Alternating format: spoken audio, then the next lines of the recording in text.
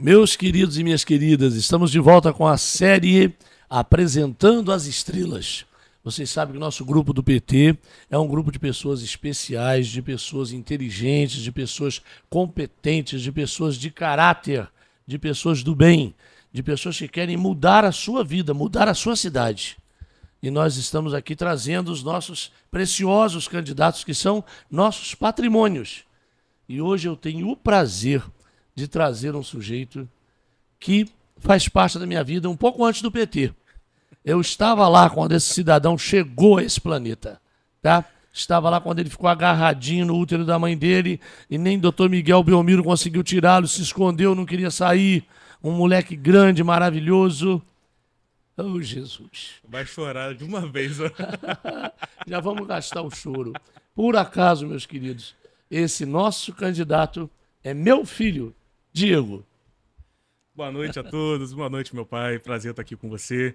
Tá, é uma honra estar aqui, dividindo mais um momento junto, né? Que a gente caminha todos juntos. É verdade. Você me ensinando religião, eu te perturbando com mitologia e a gente sempre andando junto na maçonaria, na política. E é sempre um prazer estar com você, aprendendo e te ensinando, te perturbando também. Porque o mais novo também sabe alguma coisa, né? Não é tudo que é burro.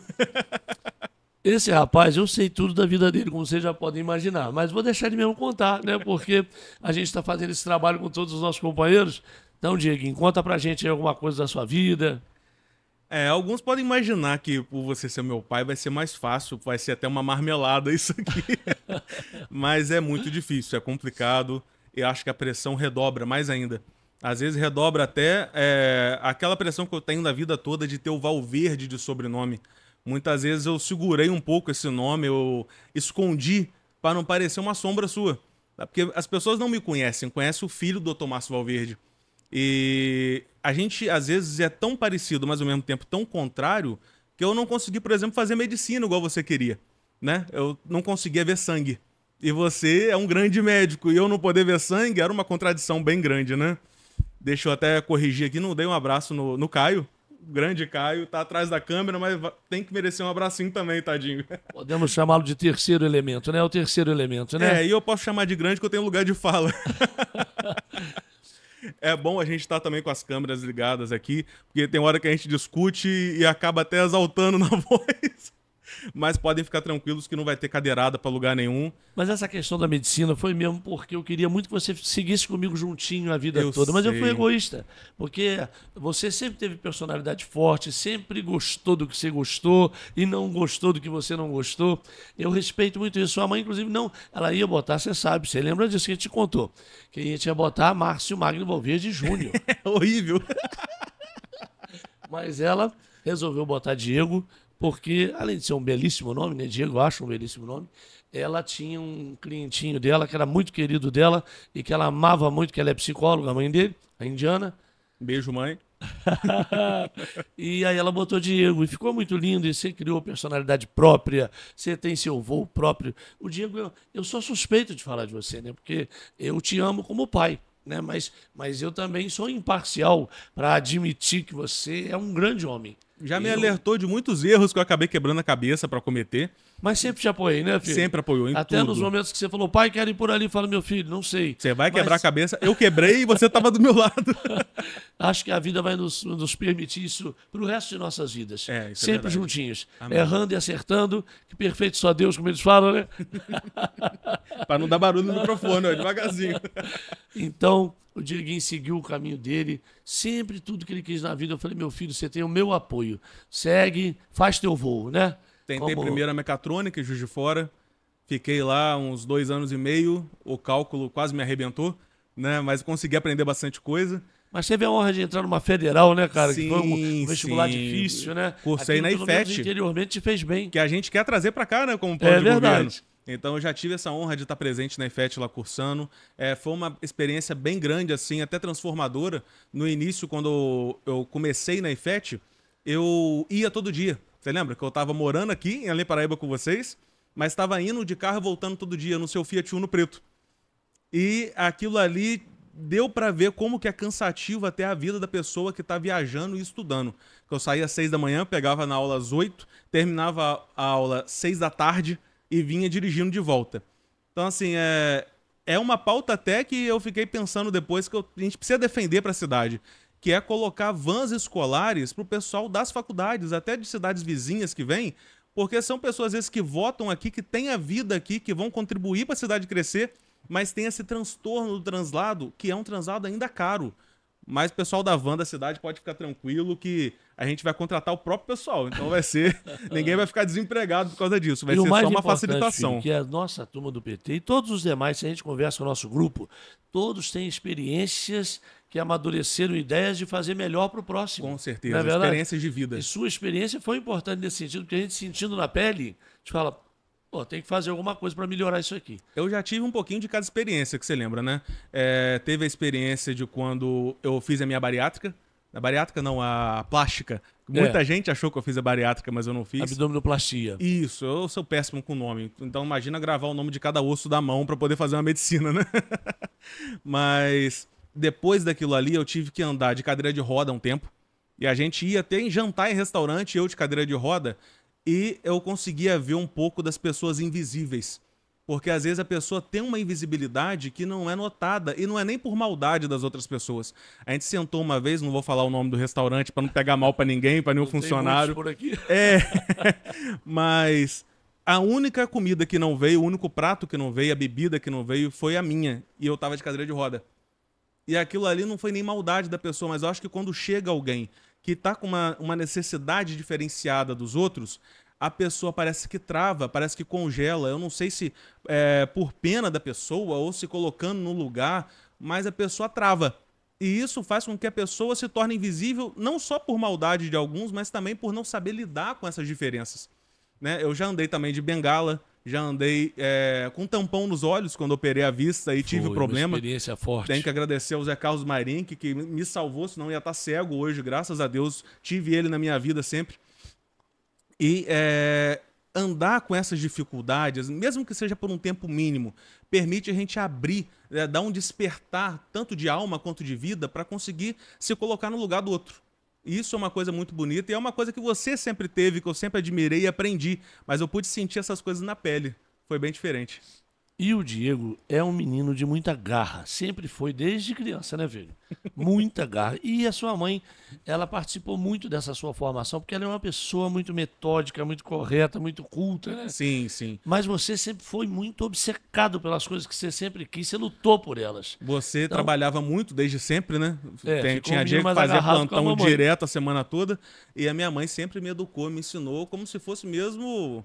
Não sei nem como dizer, né? É uma mais que professora, apesar dela nunca ter sido. Um mestre, né? Parece um mestre, né? Que Deus te deu, né? Foi um grande Uma aprendiz, bênção. né? Depois você começou a me ensinar outras coisas. Você teve experiências na sua vida que a gente acompanhou de que mostraram a sua grandeza, na sua determinação de fazer as coisas que você queria. Por exemplo, um dia que você falou, tô gordo, vou emagrecer.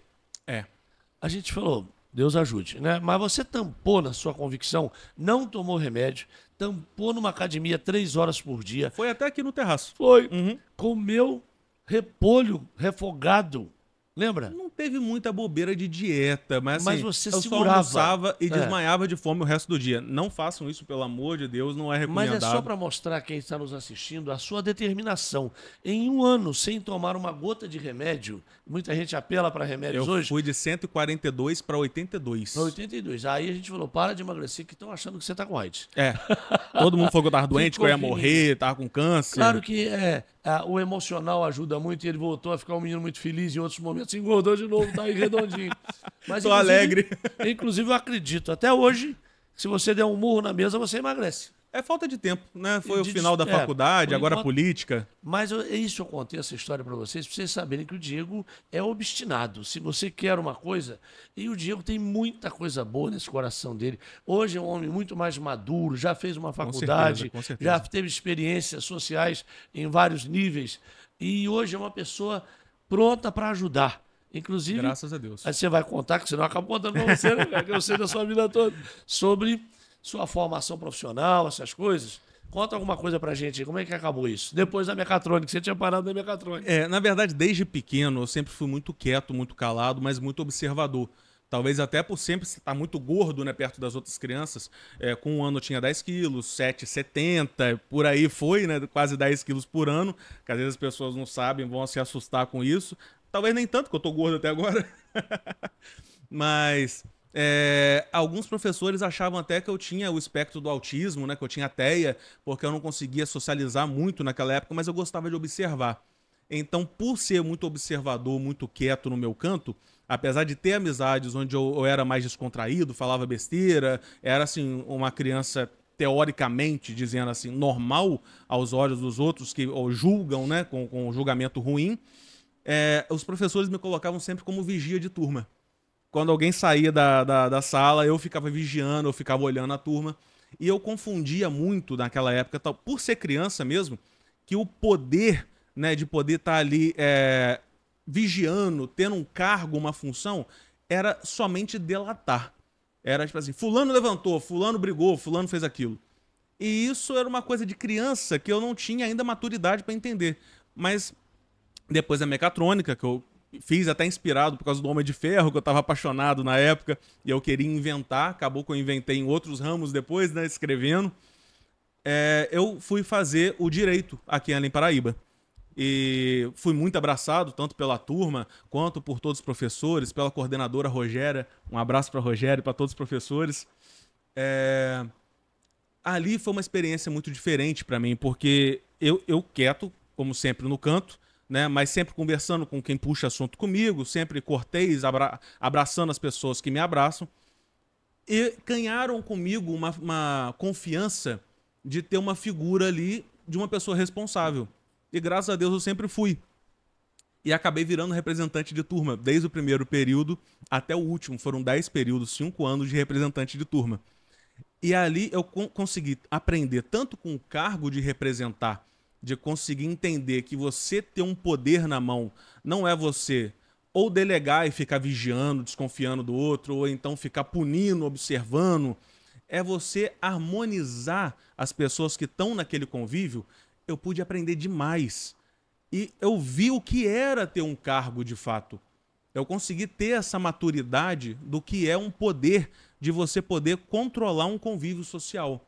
Que é um poder que a gente vai atuar, se Deus quiser, se for eleito, né?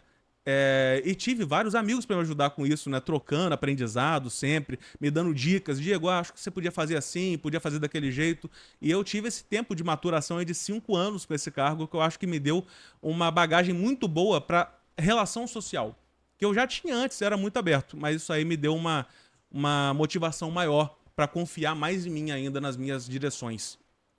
E aí você acabou fazendo um estágio no núcleo. Como é que foi essa experiência no núcleo? O núcleo foi revigorante. Assim, eu não gosto nem de falar muito, porque é um cargo lá da escola, né? As coisas assim. Certo sigilo. Eu até parei de ir agora, porque parece que você está capitaneando, né?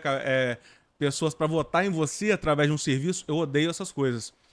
De você usar um serviço que teoricamente é público para você falar, eu fiz para você, agora você tem que votar em mim. Já vi muita gente fazendo isso. Tem pavor disso também, parece uma troca. É estranho, né? Parece que você está usando um cargo público para comprar um apoio depois. Você fez a sua obrigação, né? Alguns fazem com boa vontade, outros com má vontade, mas é a obrigação da pessoa que está no cargo. Mas ali eu tive um contato muito bom com muitas pessoas, pude ajudar muita gente, pude aprender o direito na prática, né? Assim como também tive o estágio no fórum. Então foi uma coisa muito boa para mim.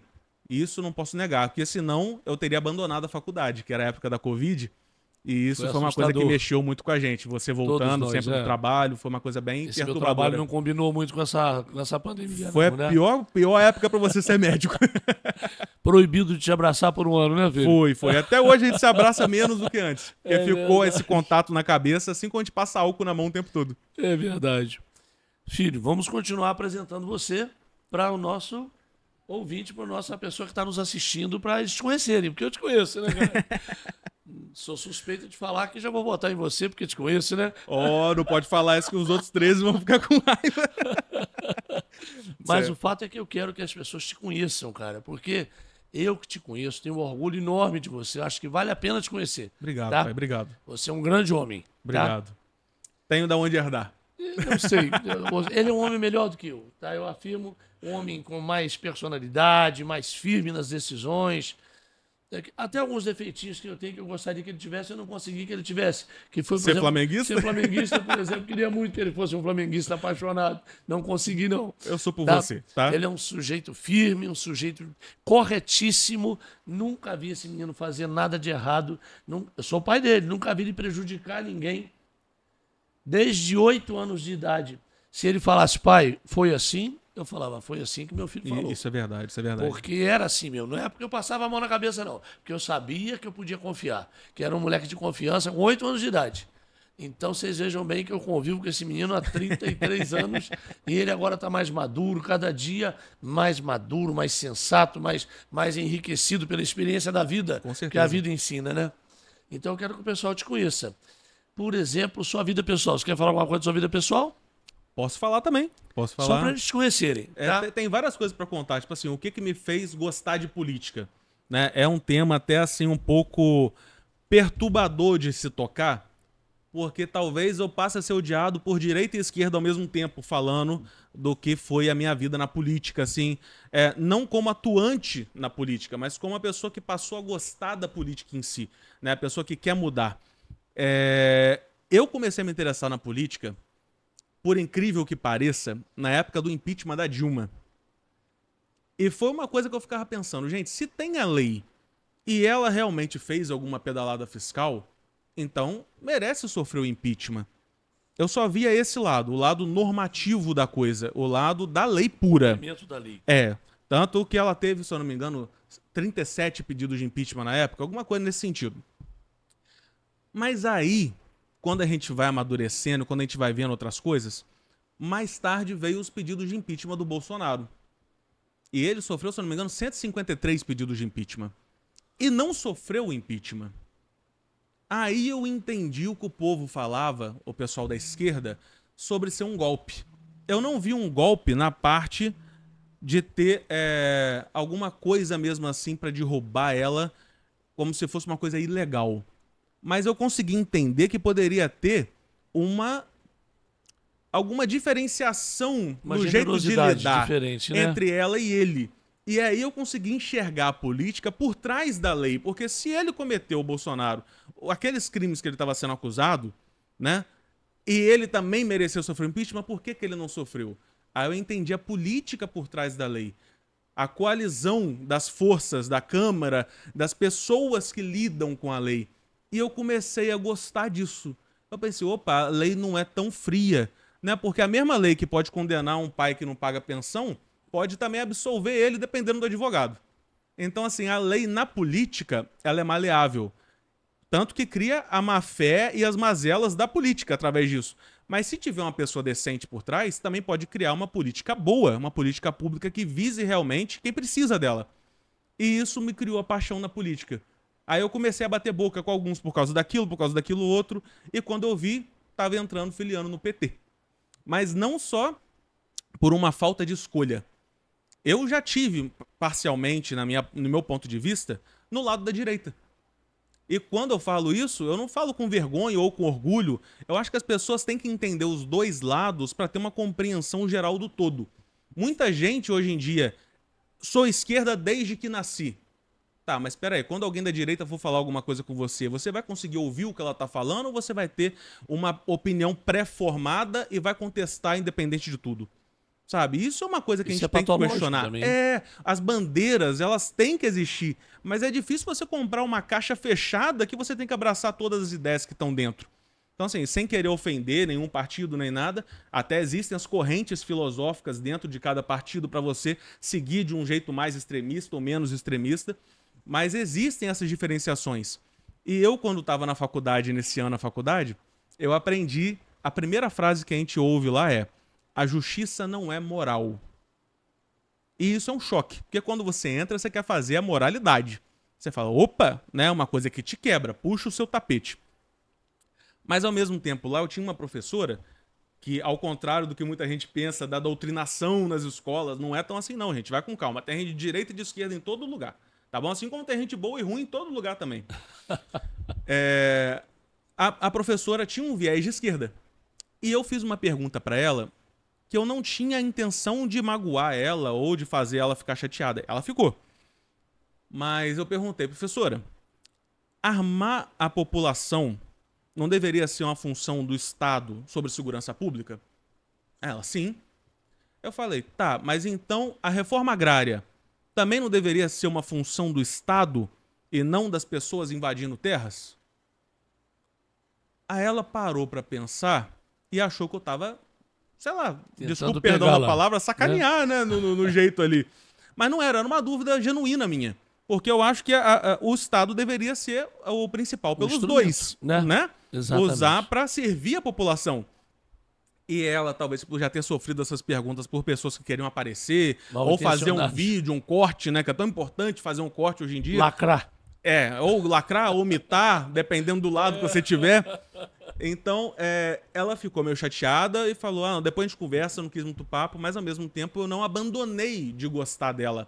Eu fiquei meio chateado também, mas se eu tivesse colocado um estigma que eu não gostava mais dela pela forma que eu fui tratado, eu não teria conhecido a pessoa maravilhosa que ela era, que me ensinou tantas coisas. Porque ela me ensinou a mudar pensamentos que eu tinha, sem doutrinar, gente, tá? Assim como ela me ensinou também a fortalecer, com contra-argumentos do que ela falava, pensamentos que eu já tinha antes dela. Então eu só saí mais forte, porque você ouvindo o outro com verdade e sinceridade, você amadurece tanto a mudança quanto a opinião que você já tem. É uma coisa que ninguém sai perdendo, só que as pessoas não têm essa maturidade, né? E colocam o estigma, ah, esquerda, é direita, não quero papo. É fascista, é comunista, ponto, acabou o assunto. É difícil hoje em dia. Rótulos, né? Infelizmente. Estraga muito, assim como o rótulo de ser filho do Márcio Valverde. Agora, a sua vida a pessoal, que eu tinha perguntado naquela hora, inclusive a vida pessoal. A pessoal tá cada dia melhor, graças a Deus. Né? Tá muito bem acompanhado? Tô.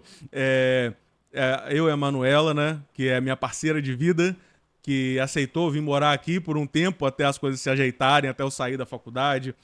Um beijo pra você, amor.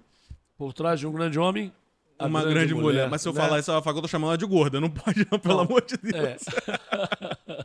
Mas ela é sensacional, me apoia em tudo. Foi uma pessoa que é uma força a mais que eu tive, um presente de Deus. Assim como você, minha mãe, ela também foi um. E devo isso também ao Mário César e a Inês. A Inês que deixou a gente há pouco tempo. É verdade. Porque a gente brigava muito, eu e a Manuela, casal jovem. Hoje em dia a gente tem 10 anos juntos, graças a Deus. Mas o Mário César e a Inês chamaram a gente para fazer o Casados para Sempre. E a gente não era casado, mas a gente pôde fazer por causa deles. O amor deles foi maior que a regra. E aquilo ali ensinou tanta coisa, sabe? Cada detalhe que a gente faz pode ter uma grande mudança na vida do outro e a gente não percebe. A gente tem que tomar cuidado até com a falta de um bom dia que a gente dá. Tudo é muito delicado. Hoje, quero saber mais alguma coisa antes de seguirmos desse hoje. Quero saber se você quer falar alguma coisa sobre sua religiosidade, que ela é muito complexa. Você teve várias influências na sua formação religiosa, não sei para onde você está indo, né? Mas gostaria de saber. É um assunto polêmico também, eu tô sempre polêmico, né? Meu Deus do céu. Eu sou de uma família metodista, né? Você, metodista. Batizado na igreja metodista. Batizado, não sou frequentador, infelizmente. Né? Eu sou, teoricamente, digamos assim, desigrejado, que é um termo novo, que é a pessoa que tem a fé forte, mas não frequenta. É uma falha minha até, eu gostaria de corrigir essa falha. Ao mesmo tempo em que as coisas que eu escrevo, e não dá nem para esconder, né? Tá até na mão aqui agora, eu escrevo até na mão para guardar os detalhes, são coisas que eu escrevo que vêm na minha cabeça, psicografadas. Então, tem um pouquinho de cada coisa na minha religião. Eu posso dizer que eu sou cristão, com muito orgulho, com muita fé e muito apego. Isso eu posso dizer. O resto, as definições que separam, eu não gosto muito. Acho que quando a gente separa alguma coisa, a gente está enfraquecendo e colocando essas divisões para brigar. Eu acho bobeira. E do lado de lá não tem divisões. Né? A gente vai ser todo mundo igual, do mesmo jeito. Assim como deveria ser aqui, né? É verdade. E vamos lá, então, sobre... Você contou que chegou ao PT, então... Aí, né, você estava na direita, na esquerda e depois acabou indo para a esquerda. Com certeza, porque eu escolhi estar no PT por pessoas que eu gostava e admirava. Algumas, infelizmente, foram até uma grande decepção para mim. Mas outras, por outro lado, que a gente conheceu no caminho, foram pessoas apaixonantes, foram pessoas assim que a gente pensa, Deus, obrigado. Às vezes teve 2 que decepcionou, mas teve 15 que foram um presente, uma dádiva. E a vida é assim, é de novos ciclos, a gente vai reiniciando, vai aprendendo a conviver. Você acabou de falar que em todo lugar tem bons e maus, né? Nós Com não certeza, somos livres com disso, certeza, né? com certeza. Somos um grupo em crescimento. A gente pode se ajudar, se somar, né? E acabou que você me levou pro PT. Né? Porque muita gente vai achar até que eu entrei depois de você, né? Tipo assim, ele vai seguindo sempre o pai, né? Eu entrei primeiro, né? E acabamos te levando pra lá e tudo aconteceu. Graças a Deus. Acho que tinha uma vontade escrita por trás disso tudo, né? Eu tinha uma cabeça mais cabeçuda mesmo na esquerda por causa de outras experiências, né? Porque Sim, cada um tem uma experiência. Então, você oscilava mais porque você sempre foi democrático, você sempre ouviu as partes. Eu Acho gosto. que faz parte de um bom advogado ouvir todas as É a partes. parte né? do contraditório da ampla defesa, né? Que às vezes a gente é acusado, até por amigos, sem a oportunidade de se defender, né? Como é que a gente vai fazer isso com o inimigo? Às vezes o inimigo é aquele que mais sabe o seu defeito pra te apontar. Você não quer ouvir, você não quer melhorar. Eu tô sempre fazendo uma artezinha, né? De repente, na última eleição foi a de 2018, né? Teve a 2018, teve a 2022. Na de 2018, que a gente ainda estava com aquelas ilusões da direita, que foi né, aquele momento em que se criou aquela expectativa em cima de uma figura da direita. Sim. Eu votei escondidinho no Haddad, né? Que o Lula estava preso. E ninguém brigue comigo, pelo amor de Deus. Eu votei no Bolsonaro, todo mundo já sabe disso. Só que em 2019, eu tenho a capacidade, assim, de enxergar o que é bom e o que é ruim. Sem as pessoas me dizerem, até porque alguns não vão entender essa parte minha, mas tem 2 gurus que eu vejo nos canais de internet. Eu assisto todos os canais de esquerda e de direita. Todos que eu posso, sobre política. Né? Inclusive os debates de São Paulo, eu tô vendo sempre, porque São Paulo acaba fazendo o tom que vai dar para a próxima eleição federal. A gente precisa assistir, né? Lança moda, né? Tá lançando moda. Se eu quebrar a cadeira aqui, gente, vai ser só de gordura mesmo, não vai bater ninguém. Mas a gente tem sempre que ficar atento com essas coisas. Né? Eu até perdi o que a gente estava falando agora, olha só, é muita coisa. É verdade. É porque eu sempre fui da esquerda e você tinha essas outras, você falou de 2019. Os canais do YouTube. Gente, depois dos 30 a situação é meio difícil. Há muita coisa na cabeça, a gente vai esquecendo às vezes.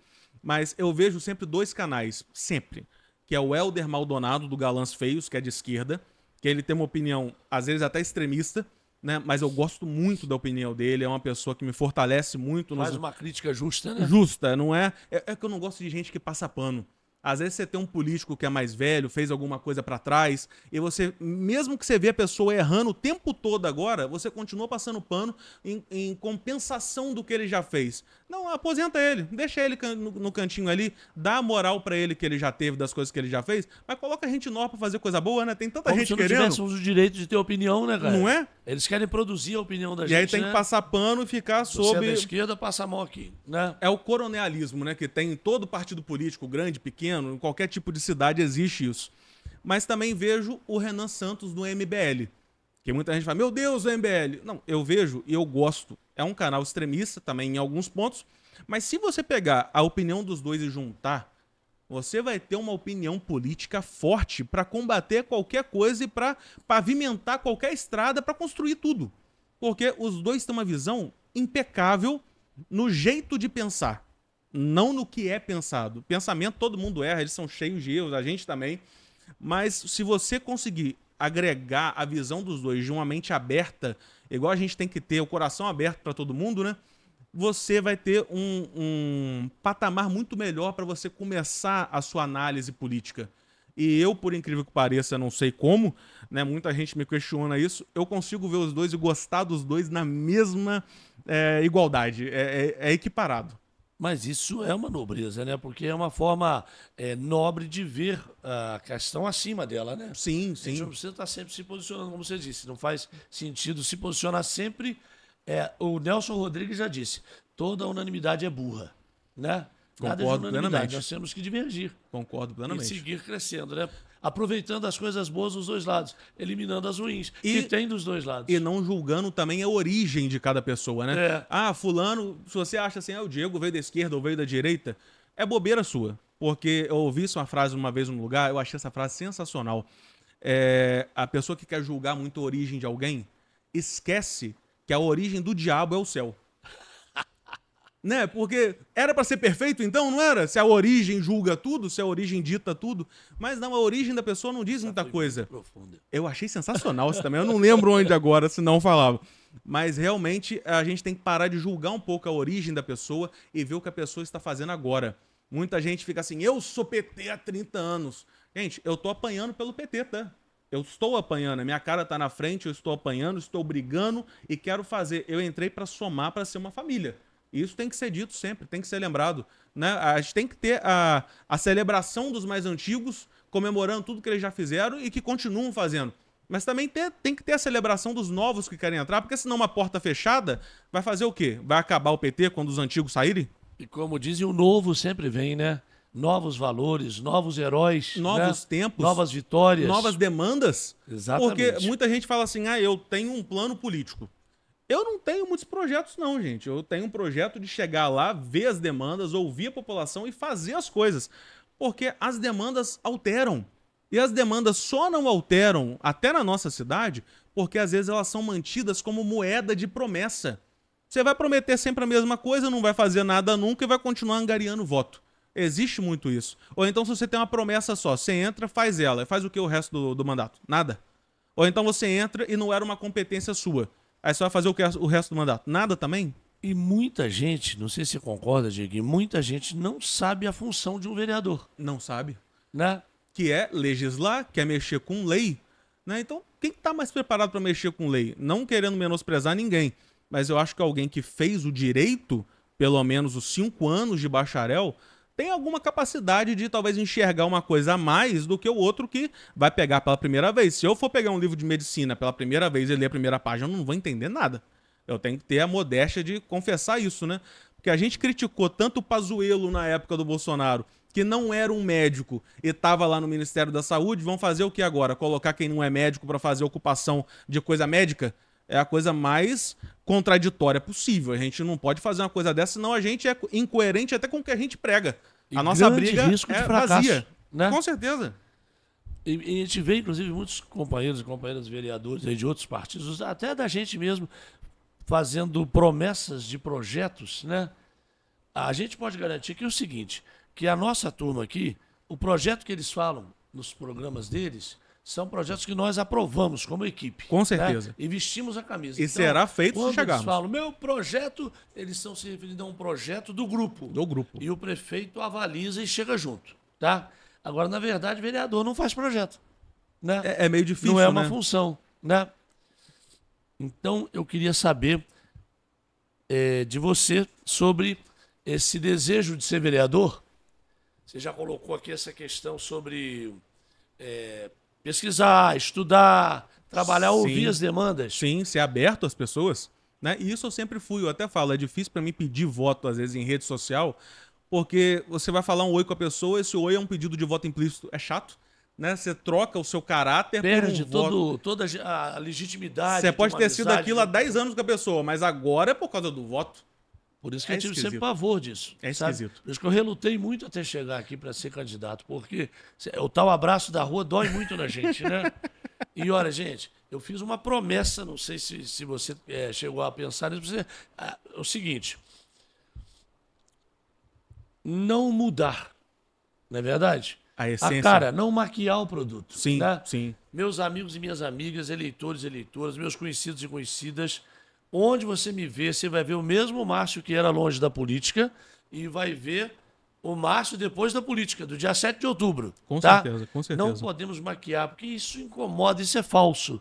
Não é verdade? É sim. Mas, Dieguinho, você tem planos de chegar lá e ser um vereador. Você quer falar mais alguma coisa sobre isso? Alguma proposta que você tenha para levar? Algum anseio que você tenha por realizar? Eu anotei até umas frasezinhas aqui que eu brinquei, né? Que eu gosto muito de escrever, mas às vezes a escrita sai séria, às vezes a escrita sai mais pro lado cômico, né? E eu achei essas escritas assim interessantes para desvendar um pouco como que tá a política local até, né? Não sei se você vai gostar, se você não gostar, seja sincero, hein? Pelo amor de Deus. Se gente parada fosse força, toda fila seria um poder público. Que eu vejo muita gente colocando muita gente parada em algum lugar para falar que tá com apoio da cidade toda, né? Eu acho estranho, mas é uma frase que eu anotei aqui. Se foliões estivessem em poder, blocos de carnaval governariam. Eu já vi muita gente fazendo isso também. Nada contra, gosto muito de todas as pessoas que estão na política, mas essas pessoas meio que usurpam um pouco da falta de entendimento que o povo tem da política. E o povo não entende. Tipo assim, tá cheio, ganhou. Às vezes até a pesquisa feita errada pode induzir a pessoa para um voto errado. Né? Muita gente... pode ser falsa. Né? É difícil. Dependendo do instituto que estiver fazendo, pode ser séria. Mas pode ser a própria pessoa fazendo. Então como é que é séria? Não vai ser, no mínimo, tendenciosa, né? Não sei. Infelizmente, a realidade é que o nosso eleitor é frágil, né? E esse eleitor frágil, ele está viciado também. Tá. Né? O eleitor acha, chegou a política, vamos ver o que eu vou ganhar. E aproveitar para ganhar umas coisas. Vou me beneficiar em né? quê, né? Vamos ver se a gente faz uma reformazinha aqui em casa, ganhar uma areia, cimento... Né? Aí a pessoa, chegou a política, vou ver se eu ganho uma cesta básica, um bujão de gás, uma ajudazinha em dinheiro. E o pior, essas pessoas, se não ganham, eles criam uma certa rejeição a quem quer fazer uma coisa séria. Até por desilusão. É. É muito triste isso, né? E, por outro lado, algumas pessoas intencionadas em chegar ao poder a qualquer preço e que têm algum recurso, ainda que em caixa 2, essas pessoas chegam nesse cidadão frágil e chegam usando o argumento que ele quer. Exato. Né? Isso talvez não seja nem o argumento que ele quer, porque ele acha que é o único momento em que ele vai ter algum lucro com a política que nunca olha para ele. Ele já está tão desiludido que ele já sabe, 4 anos eu estou ferrado. Tem gente que está acostumada em apanhar. Salvar. Né? Exato. Eu já tive, inclusive, em consultório, coisas até meio pitorescas, né? Um cidadão idoso chega lá na influência no consultório, no posto de saúde, fala: eu quero uma ressonância de corpo inteiro. Não, meu querido, corpo inteiro? Algum problema em algum lugar específico? Não, corpo inteiro. E qual o motivo seria? Aproveitar a política. Porque eles sabem que se pegar um pedido médico, alguém vai dar aquilo, porque é a política. Exato. Isso é muito rasteiro, é muito triste. Então nós queremos aqui aproveitar para invocar os nossos eleitores e eleitoras que sejam maduros, né? Responsáveis. Porque você tem que pensar, tem segurança na sua cidade, tem uma saúde decente no seu hospital, no seu posto, tem escola de qualidade para o seu filho, tem creche para a mãe que trabalha. Né? Isso aí é um basicão. Estou fazendo um basicão. Sim. Mas é um basicão que é uma obrigação do poder público. Obrigação, né? bem falado. Tem transporte coletivo digno para você. Não é nem para se gabar que fez, é para fazer. Pois é. Né? E aí, você vai nem se preocupar com isso, vai trocar tudo isso por uma cesta. Ganhou uma cesta base, vou votar no fulano. Depois, se ele roubar alguma coisa lá, não fizer porcaria nenhuma, né? Não estou falando palavrão no seu vídeo, não. Pode falar, eu já estou acostumado. Aí a gente não tem... todos que vêm é a mesma coisa e ninguém faz nada mesmo. Você tem de 4 em 4 anos a oportunidade de mudar isso. Mas eu acho que a pessoa, quando fala isso, ninguém faz nada mesmo, a pessoa está se convencendo que o outro que é novo não vai fazer para poder ter aquele lucro, pelo menos momentâneo. E justificar um voto ruim. Porque as pessoas que fazem um barulho na rua da política são as pessoas que, quando forem governar, vão governar em silêncio. Não vai ter barulho. Né? No máximo, uma publicidade que é a obrigação da pessoa de cumprir. Né? A transparência. Mas será que vai estar certinha? Será que vai ter alguma coisa faltando? É tudo para ficar em cima, para vigiar. E outra coisa, até olhar para a câmera aqui para falar. Você que tem intenção de vender o seu voto, não estou falando que ninguém está comprando o voto, mas você que tem intenção de vender o voto, quando o voto está vendido, ele já foi pago. Você não tem como cobrar nada de ninguém, porque a obrigação da pessoa que te compra um voto supostamente já foi pago. Você não pode cobrar. Toma cuidado com isso. Vote em alguém com a sua consciência, alguém que você confia, porque aí se você tiver que cobrar, você pode falar na cara da pessoa: porra, mas eu votei em você, eu confiei. Isso te dá o direito de cobrar. Não que você não possa cobrar do outro, mas o outro vai falar: tá cobrando o quê? Eu já paguei. E aí você vai sentir uma dor bem profunda, que é uma dor bem ruim, de ficar desamparado mais 4 anos. E você que se ilude com o volume das ruas, com o barulho das ruas, como se colocou, com a festa, com as bandeiras, entenda, você é inteligente, todas aquelas pessoas são pagas, né? não são voluntários que estão vestindo a camisa de uma proposta de governo. Toda Se equipe fosse, é paga. Seria maravilhoso. Nossa equipe é paga. Que bom né? que a gente fez muita amizade com eles, mas toda equipe é paga. Hoje são amigos e amigas que a gente valoriza muito. Alguns a gente vai levar para a vida. Né? Graças a Deus. Mas todas as equipes de trabalho de todos os candidatos são pagas. Com o dinheiro partidário, que vem para todo mundo. Não é uma mágica, não é um mistério, é o que acontece para todos. Então, se você vê 200 pessoas gritando, desgoelando atrás de um candidato na rua... A maioria vai ser paga. Pode ser voluntário no meio, mas a maioria vai ser paga. Não se iluda, tá? Porque isso é uma forma de te iludir, né? Sim. E se você é uma pessoa frágil, como você já colocou, fala, meu Deus, esse cara tá muito forte, né? Meu Deus. Aí vai ver, hoje em dia talvez não tenha mais as carreatas, né? Não, talvez carreata até pode. possa ter. Pode né? ter. Você que conhece a lei. E pode pagar um pouco de gasolina pra pessoa que vai pra carreata. Só tem que alertar 24 horas antes. Aí você vê passar aquela multidão de carros. Meu Deus, que candidato forte. Você tem que olhar quem é esse candidato. E os próprios candidatos, e eu sou um candidato, estou falando de nós todos. Né? Uma autocrítica. O cuidado, porque de repente o cara fica tão generoso, tão simpático, te abraça, te beija, calça, chinelo, sai pelas ruas, sabe? E são pessoas que passam 4 anos com seus vidros de carro fechados, sem nem ver ele dentro. Sem dar um oi no meio da rua. Né? Então, você tem que avaliar isso, porque você é um juiz, sabe, nesse momento. Você vai decidir. Então, essa pessoa que passa 4 anos sem te dar um bom dia, tipo, vá se ferrar e depois, vem cá, que eu sou uma pessoa boa, caridosa. Olhe os projetos de governo, olha os grupos todos, quem acompanha, que o grupo é forte, que o grupo tem demonstrado maturidade, responsabilidade.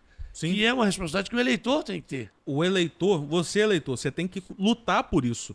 Porque a gente, às vezes, que está na política, a gente não luta, às vezes, só com um candidato que é do outro partido. Às vezes, a gente luta dentro do próprio partido.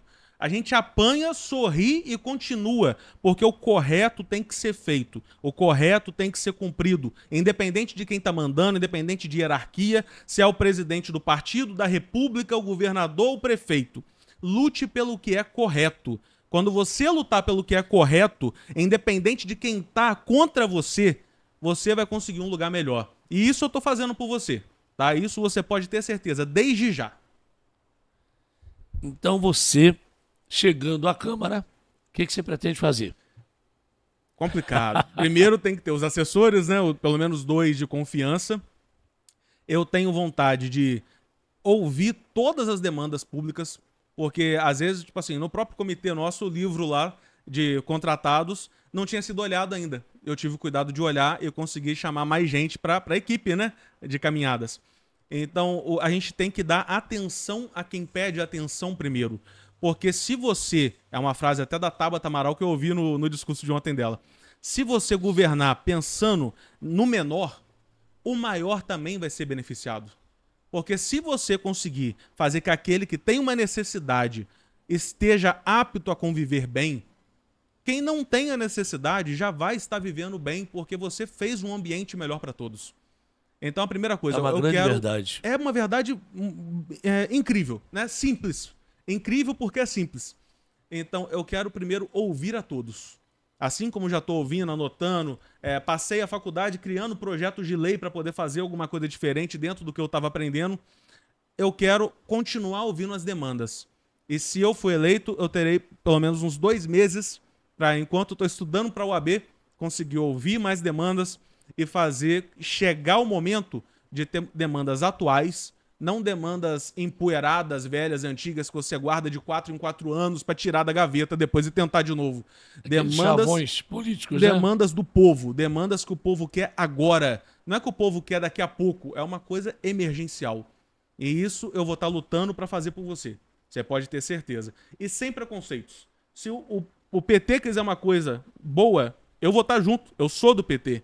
Se a direita quiser uma coisa boa, eu não vou brigar por causa da bandeira, por causa da sigla. Eu vou brigar por você. E também vou estar junto. Porque a gente tem que estar junto pelo que é o melhor do nosso povo. Não pelo que é o melhor pra gente como equipe, para prejudicar o outro, que o outro não saia ganhando também. Eu vi até um vídeo interessante do nosso próprio deputado, né, o Reginaldo Lopes, ele gravando um vídeo junto com o Gerson. E eu falei, gente, isso é política. Porque não são do mesmo partido, não são do mesmo lado. Nosso mas... amigo Gerson, né? Com certeza, um abraço pro Gerson. E fizeram em conjunto em alguma coisa, talvez o Gerson estava presidente da mesa na época, eu não sei, não tenho conhecimento, mas fizeram uma coisa para a população. Valorizando o trabalho E do eu falei, companheiro. parabéns Né? para os dois, porque isso é política. Me fez crescer mais ainda o Gerson como amigo e me fez crescer mais ainda o Reginaldo Lopes como nosso deputado. Gratificante. Meu filho, você quer dizer algumas palavras finais aos nossos espectadores? Acho que já foi dito tudo, né? Só quero agradecer a oportunidade de estar concorrendo nessa vez nesse pleito. Peço a confiança de vocês. Se me acharem capaz, competente, assim como alguns já me acharam alguma vez competente para me colocar em posições de liderança, me deem essa chance que decepcionar, eu não vou decepcionar ninguém. Isso eu posso garantir. Posso continuar até gordo mais 4 anos para colocar isso como prioridade. Mas vai ser uma coisa que vai revigorar a minha alma, a minha vida e vai me dar um espírito de vida ainda maior. Vocês podem ter certeza. E seu número? 13333. Tá fácil. É só ir com 3 até o final. 13333. Eu sou suspeitíssimo de falar mais uma vez porque esse menino é meu filho. Tá? Só posso me encher de orgulho. Conheço esse menino mais do que vocês. Sei que aqui temos um grande homem. E o futuro vai dizer isso, tá? Se Deus quiser. O destino vai dizer isso. Peço a Deus por isso. E eu já sei que estamos diante de um grande homem, um sujeito inteligente, um sujeito estudioso, um sujeito que só falta uma OAB agora para ser um advogado oficialmente. Amém. Já tem o curso todinho. Vou poder ajudar mais ainda. Apaixonado pelas leis, pelas coisas certas, por defender os oprimidos. É uma palavra tão chavão, né, cara? Mas é exatamente isso, né? Às vezes é porque eu já fui tão oprimido a vida toda, né? Homem que está aqui disponível para defender os... Independente de ser vereador, é um homem que eu tenho certeza que vai cuidar do necessitado, do oprimido, vai fazer justiça, tá? Amém, amém. Ainda espero ver você um juiz um dia. Amém, pai. Tá? Receba a profecia. E eu recomendo, avalizo e conheço ele. Então eu posso recomendar um sujeito melhor do que eu, mais elevado do que eu em todos os sentidos, tá? Se você não me achar suficiente para ser um prefeito da sua cidade... Não, é assim, para de humildade. Não, vou te cortar igual a Beth fala com a gente. Vou te cortar. Eu te digo que você está aqui diante de um grande homem. Você é da área do direito. Se quiser um representante do direito lá dentro, eu não conheço todos os candidatos. São muitos, né, Diego? São, Mas a gente não sabe quem é representante do direito. Deve ter outros colegas do direito. Chega a ser engraçado, tipo assim, a gente vai pedir voto para as pessoas na rua, né? E quando a gente vê, a gente tá pedindo voto para um outro candidato.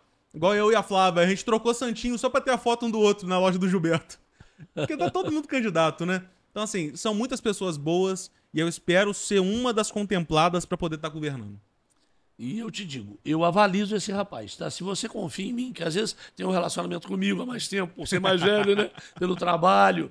Se você confia em mim, se você acredita em mim, se eu significo alguma coisa para modificar a sua opinião, eu avalizo esse rapaz 100%. Os 14. A igualdade. Não, mas eu avalizo você mais do que os outros, porque você é meu filho. Eu sei. Né? Eu conheço você mais do que os Só não outros. quero deixar ninguém triste. Não, eu respeito todos os nossos colegas de equipe, são grandes pessoas que eu apresentei um por um aqui. De sol a sol com a gente na rua, né? Mas te digo, o que eu mais conheço eu sei. é esse aqui, porque eu peguei ele no colo do Dr. Miguel Belmiro e levei ele comigo, para sempre. Ah, menininho, chora não, parou. Então, Deus abençoe vocês. Tenham votos conscientes, maduros, responsáveis, né, Diego? Com certeza. Nós só queremos uma oportunidade de cuidar de vocês. Deixa a pessoa nova fazer a mudança para a cidade. Se a gente não mudar as cadeiras, a gente não muda a cidade. E a gente precisa mudar as coisas que estão acontecendo na cidade para ela poder ir para frente e prosperar. Assim como eu levantei da cadeira, da poltrona, para entrar na política, mudem as cadeiras que estão sentadas lá, coloquem pessoas novas e a mudança vai acontecer. Deus abençoe vocês todos. Boa noite.